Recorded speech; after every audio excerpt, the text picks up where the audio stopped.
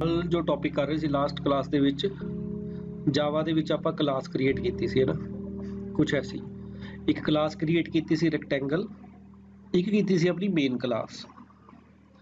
जिहड़ी rectangle class है उस दे विच अपने variable C length breadth area, ठीक है। जिहड़े दैन एक अपना मैथड सी इनपुट, एक कैलकुलेट एरिया, एक कैलकुलेट पैरामीटर। दैन आपां उस क्लास का ऑब्जैक्ट बनाया सी, दैन इनपुट ते ਉਹ ਦੋ ਆਪਣੇ मैथड कॉल कर लए सी। क्लीयर है ना, जिस दे नाल अपनी आउटपुट कैसी आ गई सी कुछ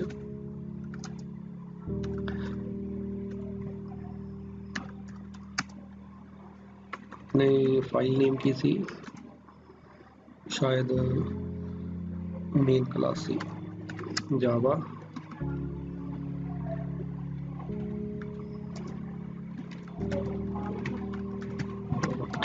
जावा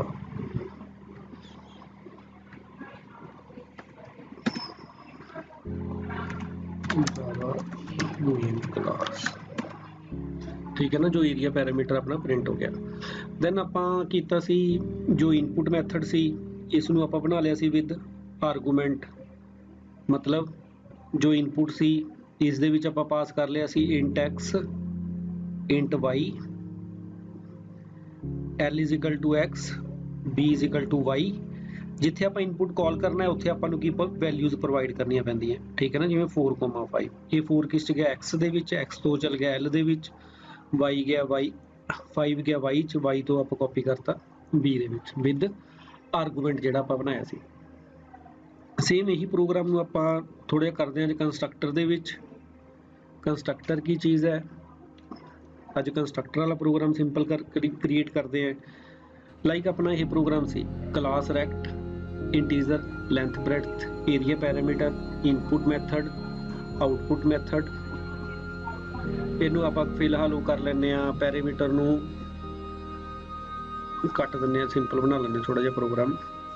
एक क्लास रैक्टेंगल उस आप लेंथ ब्रेडथ एरिया एक इनपुट बना लिया, एक आप कैलकुलेट एरिया वाला एरिया प्रिंट कर लिया।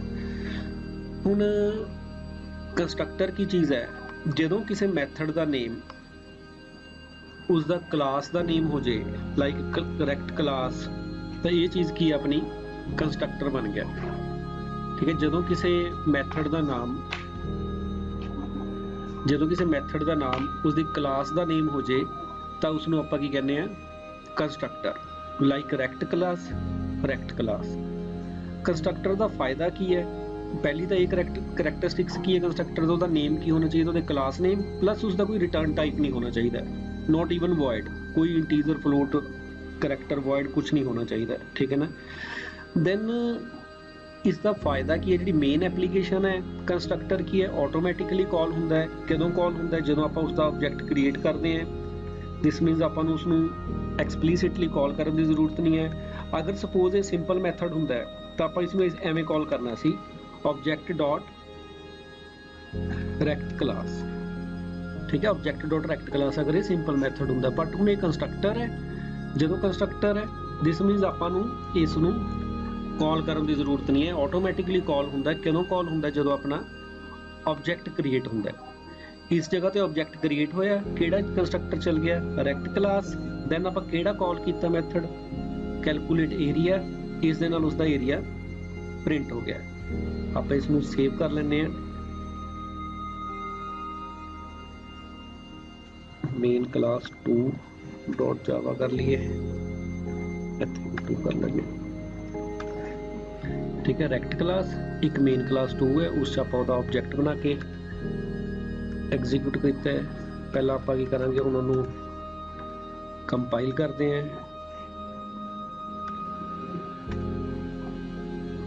दैन आप उसनूं रन करते हैं,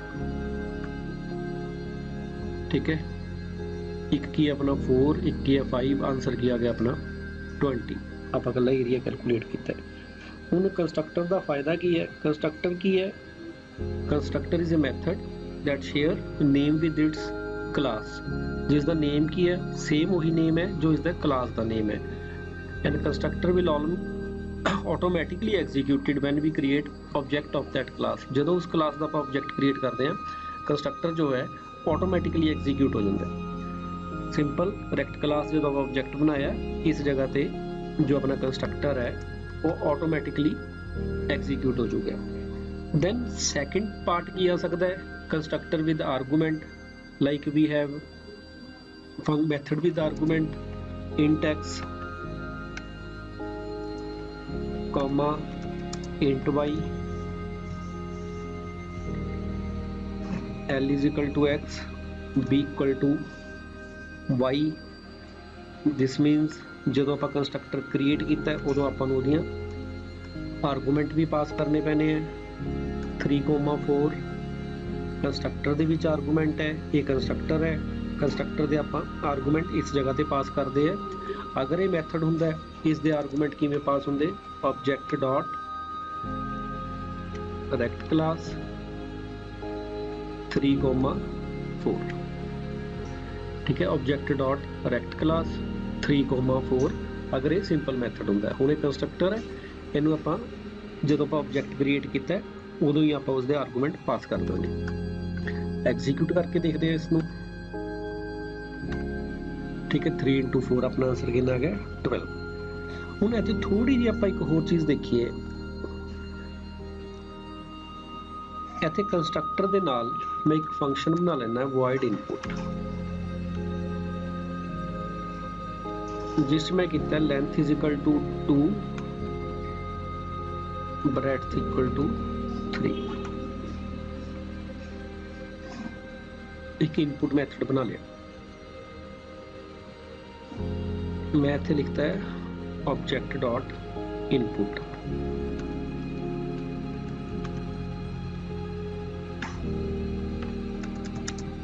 ਹੁਣ ऑब्जेक्ट स्टार्टिंग ਦੇ ਵਿੱਚ ਜੋ डिफॉल्ट वैल्यूज आ गई x ਤੇ y ਚ ਕੀ ਆ ਗਿਆ 3 ਤੇ 4। ਨੈਕਸਟ ਮੈਂ ਕਾਲ ਕਰ ਲਿਆ ऑब्जेक्ट डॉट इनपुट। ਹੁਣ ਇਨਪੁਟ ਦੇ ਨਾਲ l ਕਿੰਨਾ ਹੋ ਗਿਆ 2 b ਕਿੰਨਾ ਹੋ ਗਿਆ 3। ਜਦੋਂ ਕੈਲਕੂਲੇਟ ਏਰੀਆ ਕਰਾਂਗੇ ਉਸਨੇ ਉਹ 3 into 4 ਦਊਗਾ ਕਿ 2 into 3 ਉਹ ਦਊਗਾ 2 into 3 ਬਿਕੋਜ਼ ਉਹਦੀਆਂ ਵੈਲਿਊਜ਼ ਕੀ ਹੋ ਗਈਆਂ ਓਵਰਰਾਈਟ ਹੋ ਗਈਆਂ। ਠੀਕ ਹੈ ਨਾ ਆਨਸਰ ਕੀ ਆ ਗਿਆ ਆਪਣਾ 6। ਪਹਿਲਾਂ 3 4 ਸੀ ਬਿਕੋਜ਼ ਆਬਜੈਕਟ ਸੇਮ ਹੈ ਸੇਮ ਆਬਜੈਕਟ ਦੇ ਵਿੱਚ ਪਹਿਲਾਂ l 3 ਸੀ b 4 ਸੀ ਫਿਰ ਮੈਂ ਜਿਹੜਾ ਇਨਪੁਟ ਕਾਲ ਕੀਤਾ ਹੈ l ਕਿੰਨਾ ਹੋ ਗਿਆ ਆਪਣਾ l ਹੋ ਗਿਆ ਆਪਣਾ 2 b ਕਿੰਨਾ ਹੋ ਗਿਆ ਆਪਣਾ 3। ਜਦੋਂ ਉਸਨੂੰ ਆਪਾਂ ਕਾਲ ਕੀਤਾ ਹੈ ਕਿਸ ਨੂੰ ਆਪਾਂ ਕਾਲ ਕੀਤਾ ਇਨਪੁਟ ਨੂੰ ਇਹ ਹੋ ਗਿਆ ऑब्जेक्ट डॉट कैलकुलेट एरिया। ठीक है ऑब्जेक्ट डॉट कैलकुलेट एरिया ਨਾਲ ਉਸਦਾ ਏਰੀਆ ਆਪਣਾ ਕੈਲਕੂਲੇਟ ਹੋ ਗਿਆ। ਹੁਣ ਇੱਥੇ ਆਪਾਂ ਥੋੜਾ ਜਿਹਾ ਹੋਰ ਚੇਂਜ ਕਰੀਏ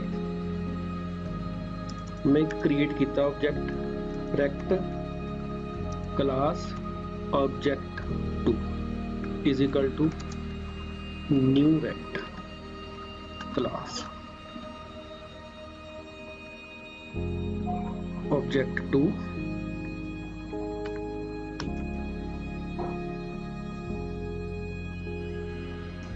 ਇਹ ਧਿਆਨ ਨਾਲ ਦੇਖਿਓ ਥੋੜਾ ਜਿਹਾ ਕੀ ਐਰਰ ਕੀ ਆਊਗਾ ਆਪਣਾ ਜਿਹੜਾ ਆਬਜੈਕਟ ਹੈ ਸਿੰਪਲ obj1 ਲਿਖ ਲੈਂਦੇ ਆ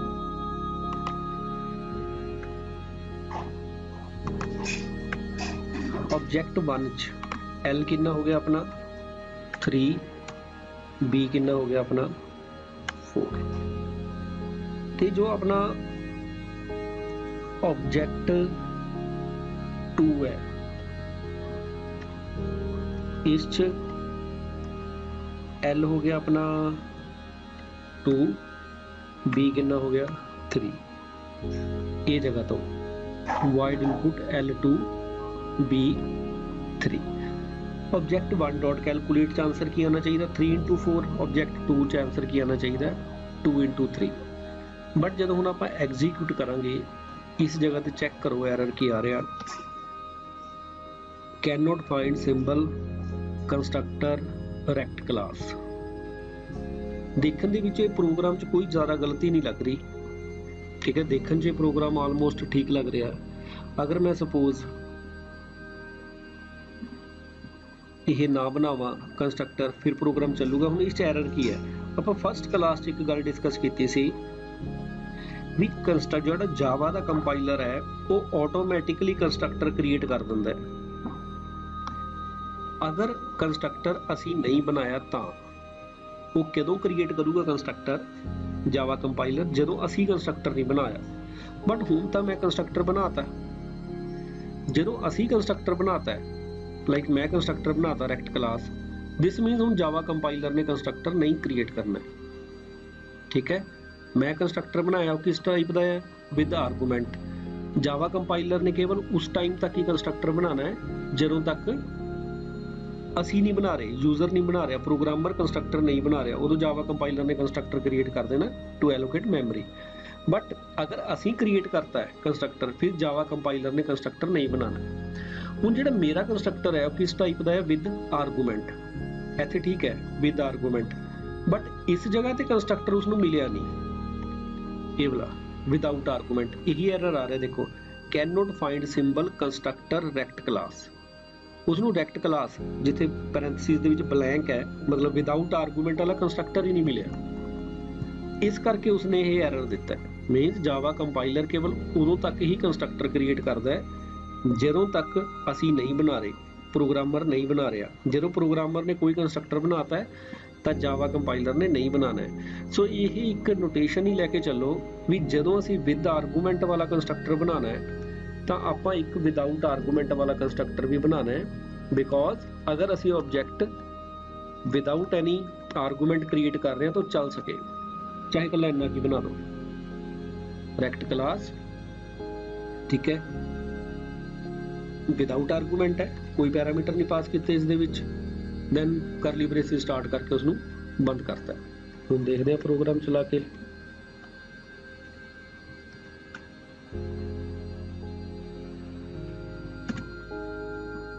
ठीक है, ਹੁਣ ਠੀਕ ਹੈ। ਏਰੀਆ ਕੀ ਆ ਗਿਆ? 3 × 4 12, 2 × 3 ਆਪਣਾ ਕਿੰਨਾ ਆ ਗਿਆ? 6 ਆ। ਕਲੀਅਰ ਹੈ ਨਾ ਇਹ ਚੀਜ਼? ਮੀਨਸ ਜਦੋਂ ਅਸੀਂ ਵਿਦ ਆਰਗੂਮੈਂਟ ਵਾਲਾ ਕੰਸਟਰਕਟਰ ਬਣਾਉਣਾ ਹੈ, ਜਦੋਂ ਅਸੀਂ ਕੰਸਟਰਕਟਰ ਬਣਾ ਰਹੇ ਹਾਂ ਵਿਦ ਆਰਗੂਮੈਂਟ ਵਾਲਾ ਹੈ, ਉਦੋਂ ਅਸੀਂ ਇੱਕ ਵਿਦਆਊਟ ਆਰਗੂਮੈਂਟ ਕੰਸਟਰਕਟਰ ਵੀ ਕ੍ਰੀਏਟ ਕਰ ਲੈਣਾ ਤਾਂ ਜੋ ਜਦੋਂ ਅਸੀਂ ਆਬਜੈਕਟ ਬਣਾਈਏ ਵਿਦਆਊਟ ਆਰਗੂਮੈਂਟ ਵਾਲਾ ਹੈ, ਜਿਸ ਕੰਸਟਰਕਟਰ ਕੋਈ ਆਰਗੂਮੈਂਟ ਨਹੀਂ ਪਾਸ ਕੀਤੇ, ਤਾਂ ਉਸ ਟਾਈਮ ਤੇ ਸਾਨੂੰ ਐਰਰ ਨਾ ਆਵੇ। ਕਲੀਅਰ ਹੈ? ਜਦੋਂ ਕੰਸਟਰਕਟਰ ਬਣਾਉਣਾ ਵਿਦ ਆਰਗੂਮੈਂਟ ਵਾਲਾ, ਉਦੋਂ ਇੱਕ ਵਿਦਆਊਟ ਆਰਗੂਮੈਂਟ ਵੀ ਬਣਾ ਕੇ ਰੱਖ ਲਓ। ਇਹ ਚੀਜ਼ ਕੀ ਹੈ? ਆਪਣਾ ਕੰਸਟਰਕਟਰ ਵਿਦ ਆਰਗੂਮੈਂਟ। ਇਸ ਦੇ ਵਿੱਚ ਅਸੀਂ ਵੈਲਿਊ ਵੀ ਦੇ ਸਕਦੇ ਹਾਂ। ਸਪੋਜ਼ ਆਪਾਂ ਇੱਕ ਡਿਫਾਲਟ ਵੈਲਿਊ ਦੇ ਦਈਏ L = 1, B = 1। ਇਸ ਨੂੰ ਆਪਾਂ ਡਿਫਾਲਟ ਕੰਸਟਰਕਟਰ ਵੀ ਬੋਲਦੇ ਹਾਂ। ਮੀਨਸ ਜੋ ਡਿਫਾਲਟ ਵੈਲਿਊ ਸੈੱਟ ਕਰ ਰਿਹਾ ਵਿਦਆਊਟ ਆਰਗੂਮੈਂਟ। ਹੁਣ ਇਸ ਕਲਾਸ ਦੇ ਵਿੱਚ ਇਹ ਪੁਆਇੰਟ ਤਾਂ ਸ਼ਾਇਦ ਕਲੀਅਰ ਹੋਣਾ ਤੁਹਾਨੂੰ। ਠੀਕ ਹੈ ਨਾ, ਵੀ ਆਪਾਂ ਇੱਕ ਕੰਸਟਰਕਟਰ ਵਿਦ ਆਰਗੂਮੈਂਟ ਵਾਲਾ ਅਗਰ ਬਣਾ ਰਹੇ ਹਾਂ ਤਾਂ ਵਿਦਆਊਟ ਆਰਗੂਮੈਂਟ ਵਾਲਾ ਵੀ ਨਾਲ ਬਣਾ ਰਹੇ। ਹੁਣ ਲਾਈਕ ਆਬਜੈਕਟ ਓਰੀਐਂਟਡ ਪ੍ਰੋਗਰਾਮਿੰਗ ਦੇ ਵਿੱਚ ਜਿਹੜਾ ਆਬਜੈਕਟ ਓਰੀਐਂਟਡ ਪ੍ਰੋਗਰਾਮਿੰਗ ਦਾ ਇੱਕ ਆਪਣਾ ਹੋਰ ਟੌਪਿਕ ਹੈ ਪੋਲੀਮੋਰਫਿਜ਼ਮ। ਠੀਕ ਹੈ, ਉਹਦੇ ਵਿੱਚ ਇੱਕ ਟਰਮ ਆਉਂਦੀ ਹੈ ਮੈਥਡ ਓਵਰਲੋਡਿੰਗ। C++ 'ਚ ਉਹਨੂੰ ਆਪਾਂ ਫੰਕਸ਼ਨ ਓਵਰਲੋਡਿੰਗ ਵੀ ਬੋਲਦੇ ਹਾਂ। ਜਾਵਾ 'ਚ ਕੀ ਕਹਾਂਗੇ? Method overloading. ਉਸ ਦਾ ਇੱਕ ਪਾਰਟ ਆ ਜਾਂਦਾ ਕੰਸਟਰਕਟਰ ਓਵਰਲੋਡਿੰਗ। ਇਸ ਦਾ ਮਤਲਬ ਕੀ ਹੈ ਵੀ ਇੱਕ ਕਲਾਸ 'ਚ ਇੱਕ ਤੋਂ ਜ਼ਿਆਦਾ ਮੈਥਡ ਦਾ ਨੇਮ ਸੇਮ ਰੱਖਣਾ ਹੈ। ਲਾਈਕ ਆਪਾਂ ਇਸ ਕਲਾਸ ਦੇ ਵਿੱਚ ਜਿਹੜੀ ਆਪਾਂ ਇਹ ਕਲਾਸ ਕ੍ਰੀਏਟ ਕੀਤੀ ਹੈ, ਇਸ ਕੰਸਟਰਕਟਰ ਕਿੰਨੇ ਹੈ? 2 ਹੈ, ਇੱਕ ਵਿਦ ਆਰਗੂਮੈਂਟ, ਇੱਕ ਵਿਦਆਊਟ ਆਰਗੂਮੈਂਟ। ਸੋ ਇਹ ਐਗਜ਼ਾਮਪਲ ਕਿਸ ਦੀ ਹੋ ਗਈ? ਆਪਣੀ ਕੰਸਟਰਕਟਰ ਓਵਰਲੋਡਿੰਗ ਦੀ। ਕਲੀਅਰ ਹੈ ਨਾ? ਅਗਰ ਆਪਣੇ ਸਿੰਪਲ ਇਹੀ ਐਗਜ਼ਾਮਪਲ ਦੇਖੀਏ, ਇੰਨੇ ਪਾਰਟ ਨੂੰ ਹੀ ਦੇਖੀਏ, ਇਸ ਦੇ ਵਿੱਚ ਆਪਣੇ ਕਿਹੜੇ ਟੌਪਿਕ ਕਵਰ ਹੋ ਰਿਹਾ? ਕੰਸਟਰਕਟਰ ਦੀ ਐਗਜ਼ਾਮਪਲ ਵੀ ਇਹੀ ਹੈ, ਡਿਫਾਲਟ ਕੰਸਟਰਕਟਰ ਦੀ ਵੀ ਇਹੀ ਹੈ, ਕੰਸਟਰਕਟਰ ਵਿਦ ਆਰਗੂਮੈਂਟ ਦੀ ਵੀ ਇਹੀ ਹੈ, ਕੰਸਟਰਕਟਰ ਓਵਰਲੋਡਿੰਗ ਦੀ ਵੀ ਇਹੀ ਹੈ। ਕੰਸਟਰਕਟਰ ਓਵਰਲੋਡਿੰਗ ਮਤਲਬ ਜਦੋਂ ਆਪਾਂ ਇੱਕ ਤੋਂ ਜ਼ਿਆਦਾ ਕੰਸਟਰਕਟਰ ਬਣਾ ਦਈਏ ਕਲਾਸ ਦੇ ਵਿੱਚ, ਪਰ ਉਹਨਾਂ ਦੇ ਆਰਗੂਮੈਂਟ ਅਲੱਗ-ਅਲੱਗ ਹੋਣੇ ਚਾਹੀਦੇ ਆ। ਠੀਕ ਹੈ ਨਾ, ਉਹਨੂੰ ਆਪਾਂ ਕਹਿੰਦੇ ਆ ਕੰਸਟਰਕਟਰ ਓਵਰਲੋਡਿੰਗ। ਜਿਵੇਂ ਆਪਣੇ ਕੋਲ ਕੰਸਟਰਕਟਰ ਓਵਰਲੋਡਿੰਗ ਹੈ, ਸੇਮ ਉਸੇ ਵੇ ਦੇ ਨਾਲ ਆਪਣੇ ਕੋਲ ਕੀ ਹੈ? Method overloading. ਮਤਲਬ ਇੱਕ ਕਲਾਸ ਦੇ ਵਿੱਚ ਅਸੀਂ ਇੱਕ ਤੋਂ ਜ਼ਿਆਦਾ ਫੰਕਸ਼ਨ ਵੇਰੀਏਬਲ ਉਹਦਾ ਮੈਥਡ ਦਾ ਨਾਮ ਆਪਾਂ ਸੇਮ ਰੱਖ ਦਈਏ। ਜਿਵੇਂ ਮੈਂ ਰੱਖਤਾ ਦੋ ਮੈਥਡ ਕ੍ਰੀਏਟ ਕੀਤੇ, ਦੋਨਾਂ ਦਾ ਨਾਮ ਕੀ ਰੱਖਤਾ ਹੈ set data, ਇੱਕ ਕੀ ਹੈ with argument, ਇੱਕ ਕੀ ਹੈ ਆਪਣਾ without argument। ਜਦੋਂ ਦੋ ਮੈਥਡਸ ਦੇ ਨੇਮ ਸੇਮ ਹੈ ਤਾਂ ਉਹਨੂੰ ਕੀ ਕਵਾਂਗੇ ਆਪਾਂ method overloading, like set data with argument, set data without argument। ਇਹਨਾਂ ਦੇ ਨਾਮ ਸੇਮ ਹੈ ਬਟ ਆਰਗੂਮੈਂਟ ਅਲੱਗ-ਅਲੱਗ ਹੋਣੇ ਚਾਹੀਦੇ ਹੈ, ਚਾਹੇ ਉਹਦੇ ਨੰਬਰ ਆਫ ਆਰਗੂਮੈਂਟ ਅਲੱਗ ਹੋ ਜੇ ਜਾਂ ਟਾਈਪ ਆਫ ਆਰਗੂਮੈਂਟ ਅਲੱਗ ਹੋ ਜੇ। ਮਤਲਬ ਦੋ ਇੰਟੀਜ਼ਰ ਹੋ ਜਾਣ, ਦੋ ਫਲੋਟ ਹੋ ਜਾਣ, ਜਾਂ ਦੋ ਇੰਟੀਜ਼ਰ ਤਿੰਨ ਇੰਟੀਜ਼ਰ। ਨੰਬਰ ਆਫ ਆਰਗੂਮੈਂਟਸ ਅਲੱਗ-ਅਲੱਗ ਹੋਣੇ ਚਾਹੀਦੇ ਹੈ, ਜਾਂ ਅਗਰ ਨੰਬਰ ਆਫ ਆਰਗੂਮੈਂਟ ਸੇਮ ਹੈ ਤਾਂ ਉਹਨਾਂ ਦਾ ਟਾਈਪ ਜ਼ਰੂਰ ਅਲੱਗ-ਅਲੱਗ ਹੋਣਾ ਚਾਹੀਦਾ। ਅਗਰ ਆਪਾਂ ਇੱਕ ਜਗ੍ਹਾ ਤੇ ਰਿਟਰਨ ਲਿਖ ਰਹੇ ਹਾਂ, ਸਪੋਜ਼ ਮੈਂ ਇੱਥੇ ਇੱਕ ਬਣਾਦਾ void set data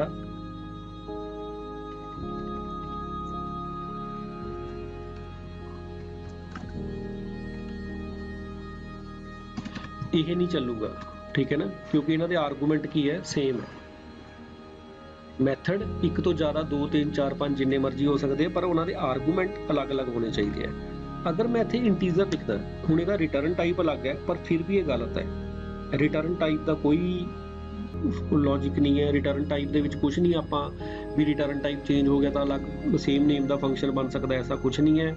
ਅਗਰ ਫੰਕਸ਼ਨ ਦਾ ਨਾਮ ਆਪਾਂ ਸੇਮ ਰੱਖਣਾ ਹੈ ਤਾਂ ਉਹਦੇ ਆਰਗੂਮੈਂਟ ਦੀ ਟਾਈਪ ਜਾਂ ਉਹਦੇ ਨੰਬਰਸ ਅਲੱਗ-ਅਲੱਗ ਹੋਣੇ ਕੰਪਲਸਰੀ ਹੈ।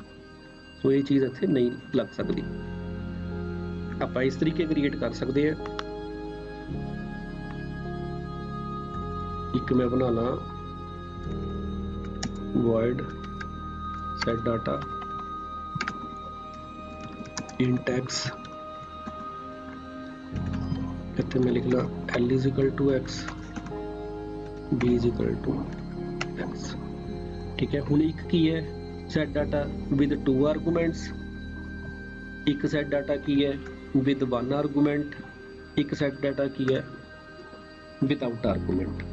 ਅਗਰ ਆਪਾਂ ਮੈਥਡ ਬਣਾ ਰਹੇ ਹਾਂ ਤੇ ਜਾਵਾ ਦੀ ਨੋਟੇਸ਼ਨ ਫੋਲੋ ਕਰ ਰਹੇ ਹਾਂ ਤਾਂ ਫਸਟ ਵਰਡ ਦਾ ਫਸਟ ਕਰੈਕਟਰ ਸਮਾਲ ਰੱਖਣਾ, ਲਾਈਕ ਸੈਟ ਦਾ ਐਸ ਕੈਪੀਟਲ ਸਮਾਲ ਰੱਖਣਾ ਹੈ, ਨੈਕਸਟ ਵਰਡ ਦਾ ਪਹਿਲਾ ਕਰੈਕਟਰ ਕੈਪੀਟਲ ਰੱਖ ਲਓ, ਜਿਵੇਂ ਡੀ ਕੈਪੀਟਲ ਰੱਖ ਲਓ ਸੈਟ ਡਾਟਾ। ਹੁਣ ਇਸ ਰੈਕਟ ਕਲਾਸ ਦੇ ਵਿੱਚ ਸਾਡੇ ਸੈਟ ਡਾਟਾ ਨਾਮ ਦੇ 3 ਮੈਥਡ ਹੈ, ਇੱਕ ਵਿਦ 2 ਆਰਗੂਮੈਂਟਸ, ਇੱਕ ਵਿਦ 1 ਆਰਗੂਮੈਂਟ, ਇੱਕ ਵਿਦਆਊਟ ਆਰਗੂਮੈਂਟ। ਇਹ ਕਿਸ ਦੀ ਐਗਜ਼ਾਮਪਲ ਹੋਗੀ ਆਪਣੀ ਮੈਥਡ ਓਵਰਲੋਡਿੰਗ ਦੀ। ਅਗਰ ਮੈਂ void ਡਾਟਾ ਸੈਟ ਡਾਟਾ ਦੀ ਜਗ੍ਹਾ ਰੈਕਟ ਕਲਾਸ ਲਿਖਦਾ ਤਾਂ ਇੱਥੇ 3 ਕੰਸਟਰਕਟਰ ਬਣ ਜਾਣਗੇ, ਉਹ ਕਿਸ ਦੀ ਐਗਜ਼ਾਮਪਲ ਹੋ ਜੂਗੀ ਕੰਸਟਰਕਟਰ ਓਵਰਲੋਡਿੰਗ ਦੀ। ਦਿਸ ਮੀਨਸ ਜਦੋਂ ਆਪਾਂ ਮੈਥਡ ਓਵਰਲੋਡਿੰਗ ਕਰ ਰਹੇ ਹਾਂ ਤਾਂ ਸਾਨੂੰ ਕਿਵੇਂ ਕਾਲ ਕਰਨਾ ਪੈਣਾ method set data 2,3 object 1 dot set data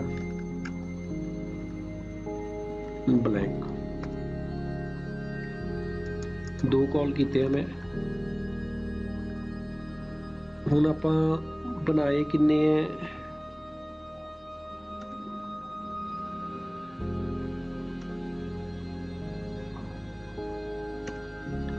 ਠੀਕ ਹੈ, ਇੱਕ ਚ 2,3 ਜਦੋਂ ਆਰਗੂਮੈਂਟ ਪਾਸ ਕੀਤੇ ਆ ਉਹ ਵੀ 2,3 ਹੈ। ਜਿਹੜਾ ਡਿਫਾਲਟ ਵਾਲਾ ਕੰਸਟਰਕਟਰ ਹੈ ਆਪਣਾ, ਇੱਥੇ ਦੇਖੋ डिफॉल्ट वाले भी आप कितना किया है 2 ਤੇ 3 पाया, इस करके ਉਹਦਾ आंसर कितना आ गया 6 आ गया। लाइक आप 12 ਤੇ 3 कर दिए।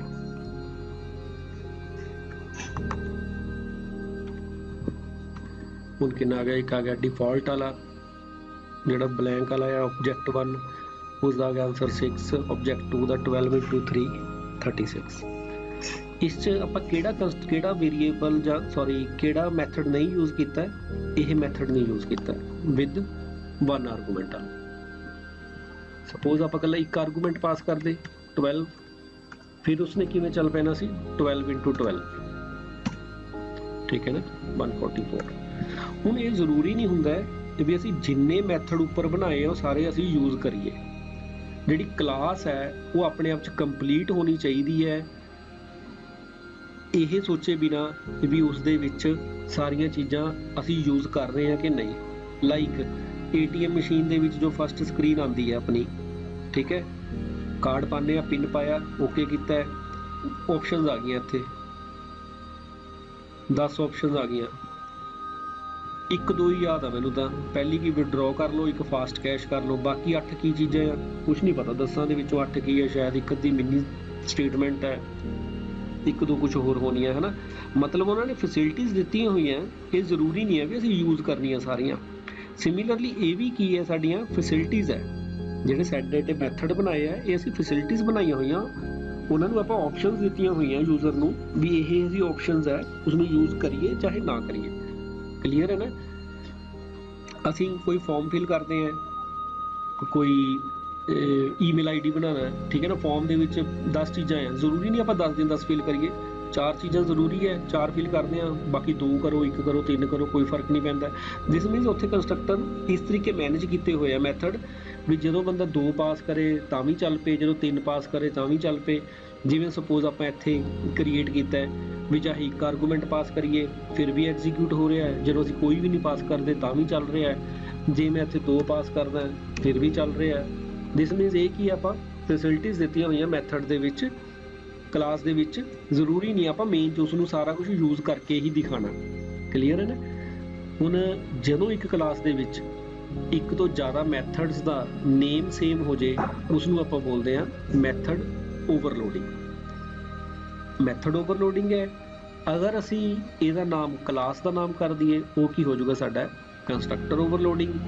ਅਗਰ ਕੰਸਟਰਕਟਰ ਵਿਦ ਆਰਗੂਮੈਂਟ ਬਣਾ ਰਹੇ ਆ ਤਾਂ ਆਲਮੋਸਟ ਇਹ ਜ਼ਰੂਰ ਤੁਸੀਂ ਧਿਆਨ ਰੱਖੋ ਵੀ ਕੰਸਟਰਕਟਰ ਵਿਦਆਊਟ ਆਰਗੂਮੈਂਟ ਵਾਲਾ ਵੀ ਬਣਾ ਲਓ, ਕਿਉਂਕਿ ਜਦੋਂ ਅਸੀਂ ਆਬਜੈਕਟ ਬਣਾਵਾਂਗੇ ਵਿਦਆਊਟ ਆਰਗੂਮੈਂਟ ਨਹੀਂ ਤਾਂ ਸਾਡਾ ਐਰਰ ਆ ਜਾਊਗਾ। ਕਲੀਅਰ ਹੈ।